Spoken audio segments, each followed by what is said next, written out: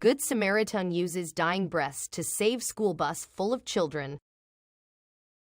Johnathon Grayer is a 25-year-old man who marked news outlets with his heroic stance. The young man was driving a Ryder rental truck through Alma, Georgia when he made a fatal mistake on the road that would later cost him his life. Without any warning, he crashed his car into the back of a Bacon County school bus as it was unloading elementary school children. The crash was so strong it completely destroyed the cab of his truck and crushed the back of the bus. The impact sent the back of the box truck into the air, leaving metal scattered across the highway. Shane Copeland with the Georgia State Patrol said, Johnathon had some severe injuries from the horrific car crash. He wasn't the only one damaged from the collision.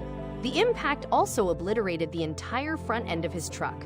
However, instead of waiting calmly for first responders and medical help to save his life, Johnathon chose to spend his last few minutes making sure that everyone else in the surrounding was out of danger.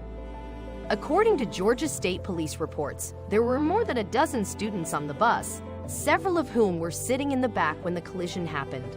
Without a single hesitation, Johnathon pulled himself from his own wreckage and ran to help the injured children, including those who couldn't make it out of the bus as they were trapped by the crushed seats.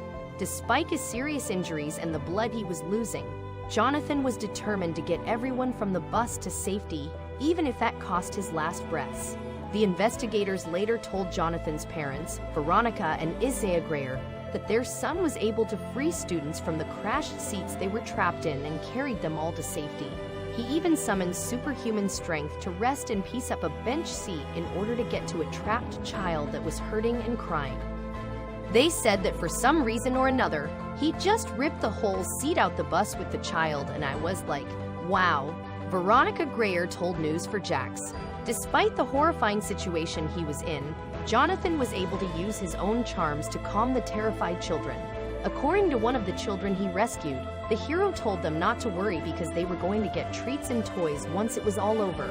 Sadly enough, Johnathon was unfortunately not able to keep his promise as life wouldn't allow it.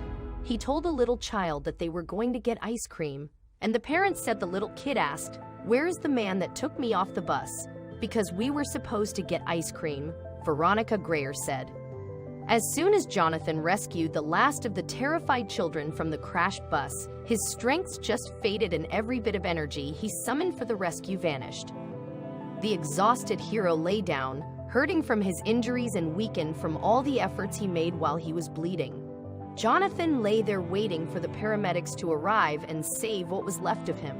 When the ambulance was finally there, he was rushed to the hospital and taken to the ER. It was all too late, as the hero passed away only from his injuries. Johnathon's act of selflessness and heroism left everyone in awe. Even though he knew he was dying, he kept on fighting until the very end and made sure he could accomplish his goal and put every child to safety. Thanks to his miraculous strength, all of the children were going to be okay, even if he was not. After it happened, he collapsed and he was just done, like God saying, "Okay, you did what I wanted you to do," said Isaiah Grayer. He must have been running on adrenaline and his body gave out, said Shane Copeland with the Georgia State Patrol. He was pretty much done by that point. 12 of the children rescued from the crashed bus were taken to the hospital for medical treatment. Luckily, they weren't suffering from any serious injuries. They were treated for their non-life-threatening injuries and were soon discharged from the hospital, back to their parents' homes.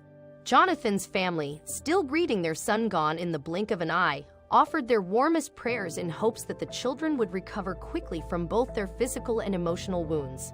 "I also want to thank the Good Samaritan that stopped and sat there with my son until the paramedics got there. I want to thank him," said Veronica Grayer. The only thing Johnathon's family wants is for their son to be remembered for his love for life and willingness to go above and beyond when it came to helping others in times of need, even if that meant giving his last breaths away. "My son, he had a big heart. He was, like I said, my gentle giant. He would do anything in the world for you if you had it," said Veronica Grayer.